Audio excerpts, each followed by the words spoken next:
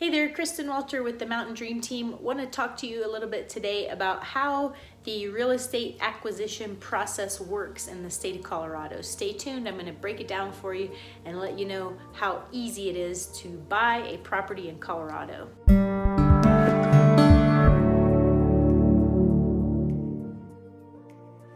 Okay, before I get too much further, make sure you click the like button, subscribe, leave a comment below. What questions do you have about buying or selling property in the state of Colorado?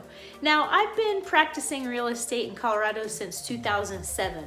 Before that, I was in Florida, and before that, I was in Texas as an investor. So when I got to Colorado in 2007, I learned way more as a real estate agent about the contracts because it was important to me. First thing that I learned that's different than other states, I think, is that Colorado's contract to buy and sell is very long. Right now, today, in 2021, it's about 20 pages long. So just the main contract to help you purchase a property is really long, in my opinion, compared to other places. Now, I should have said this at the beginning. I'm not a lawyer, I'm not an attorney. I am a real estate agent and broker in the state of Colorado. What that means is I have special permission to execute contracts that have been approved by the Colorado Division of Regulatory Agencies, otherwise known as DORA. DORA regulates real estate agents, brokers, hairdressers, any type of medical profession, restaurateurs. They're a huge regulatory agency and they regulate us as well on the real estate side. So whatever contracts they put forth every year, we get trained on the updates, we get trained on the new ones, and we're allowed to use them in the way that they teach us to use them. So that is a very interesting thing that you should know. If you are using any other realtor besides anyone here at Mountain Dream Real Estate, they should be using the Colorado Division of Real Estate approved forms. If they're not, you need to ask what's going on. Is it a builder contract? Has it been drafted by an attorney? And both of those things are fine if that's what you need for your process. So that was the first thing that I noticed coming from Florida and Texas, is that the real estate contract is really long. The other thing that's important to remember, in my opinion, I think that the contract to buy and sell, the actual contract that you execute to purchase a property that your realtor will help you with, is heavily weighted towards the buyer. There's really only two, I think, outs that a seller can have, and it's when the buyer tries to get out or negotiate on something based on inspection or based on appraisal. Otherwise, as the seller, you're locked in when you sign the offer or the counter offer. So just a heads up, and again, I'm not a lawyer, it's just been my experience and it's been the feedback that our buyers and sellers have given us on what they think is different and unique about the Colorado real estate process. So in Colorado, the other thing that I think is different with acquiring real estate is once you hire a real estate agent and they write the contract to buy and sell for you and you're under contract, you have a certain time period that's negotiated in that contract that you need to put up what's called earnest money. And so in some other states, they're calling this escrow. Same thing. So if you're writing an earnest money check as part of your contract, that is what makes the contract solid. It's what's called consideration. In basic law, everyone knows if you have an agreement, even if you have like a handshake agreement, you've got to give someone a penny, or back in the day it was a chicken or something. You've got to make that contract real, that piece of paper real, with some consideration. And so that money that you're writing a check to for that contract goes, for the most part, typically 100% in my company, goes to the title company. The title company, in my situation, I have no agreement with them. We can choose whatever title company we want. It's negotiable in the contract. Typically the seller will choose the title company because typically the seller is paying the title insurance policy, but in a buyer's market, anything is fair game, everything's negotiable. But I want you to know that once you sign that contract to buy and sell and you're under contract, you have a certain time period to get that earnest money check that's determined in the contract. So you're gonna have those negotiations with your real estate agent. There's not a set amount, everything's negotiable. Some people like to do 5,000, 10,000. If you go over 10 or 12,000, I think if there's a dispute, it goes to small claims court. Some people do 10% of the purchase price for earnest money. Whatever it is, it's part of the real estate contract. It goes to the title company and they hold it in an escrow account. So many times in other states, you'll hear people say, I'm in escrow on my property. In Colorado, we just say we're under contract. So you could say we're in escrow because the money's in escrow, meaning that it is in a third-party independent account, that if there is a dispute between the buyer and the seller or any of the brokers, that the title company has to deal with the dispute when it happens. And again, we have forms for that. We have laws for that. It's in the contract what happens, but I just want you to know that that's part of the process.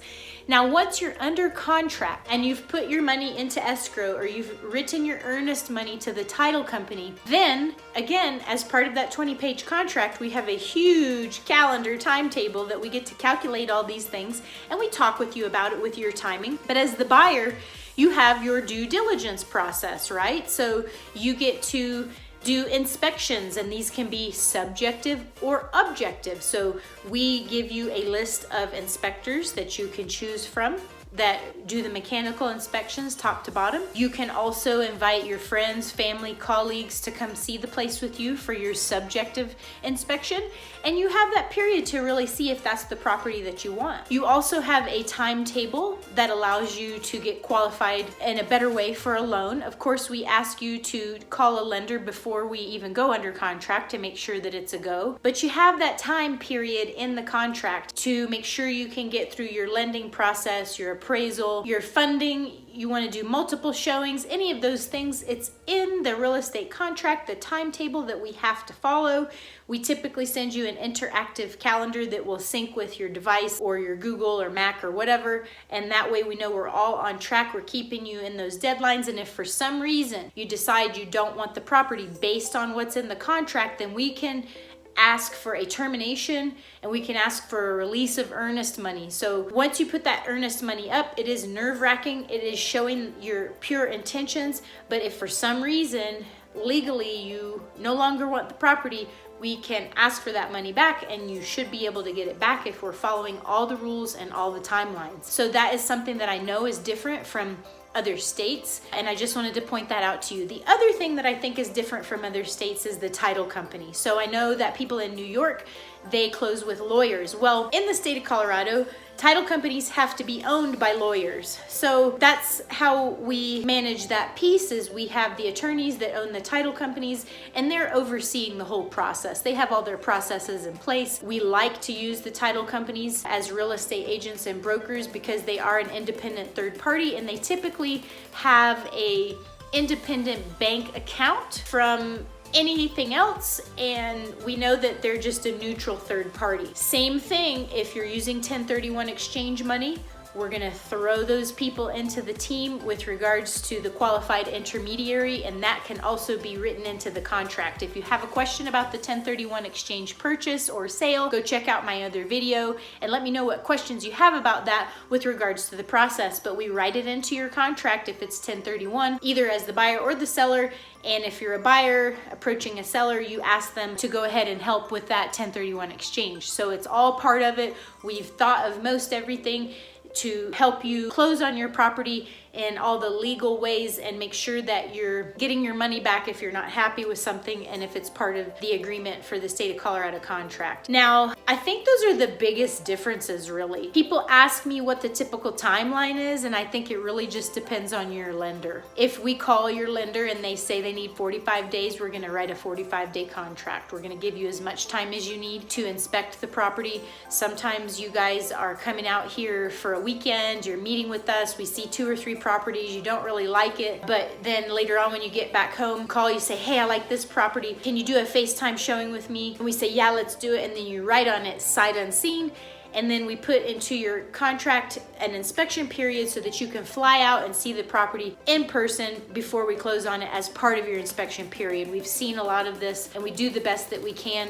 to make sure that we are open and honest with everyone, especially the sellers, on whether they are okay with that type of thing. So I think the other hurdle that you guys are always worried about is the appraisal process. And again, that's written into the timeline, it's written into the contract. And many times if the appraiser is running late or we're having issues, we can try to negotiate for you an extension of those deadlines.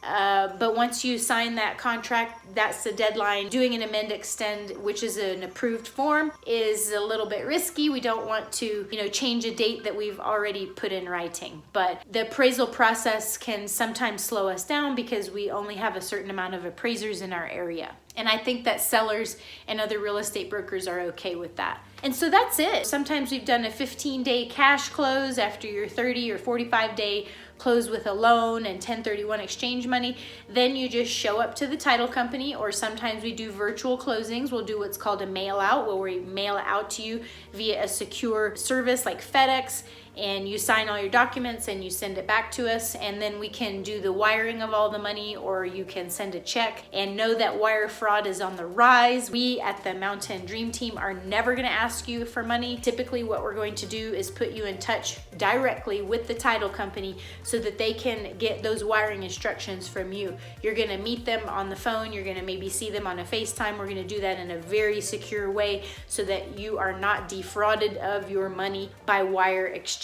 So on the day of closing, we need you to bring a government issued identification, and we just walk you through all the transfer of utilities. We get you your keys, and again, if it's a mail out, we can arrange all of that from far away. We're used to it because we're a second home community. But that's all I have for you today with regards to the real estate acquisition process in Colorado. It's a little bit different from other states. I do think that Colorado protects buyers a lot more than in other states. And if you want to know more information on how real estate agents get paid and hired, I'm going to do that video for you another time. Just stay tuned to my channel so that you can see how to hire the best agent for you and your situation. Let me know what comments you have, what questions you have about the real estate acquisition process in Colorado, and if there's anything me and my team can ever help you with in the rural and resort markets of Colorado, make sure you just send me a message, email me, call me, text me. I'd love to hear from you, and I would love to see you in the mountains. Bye for now.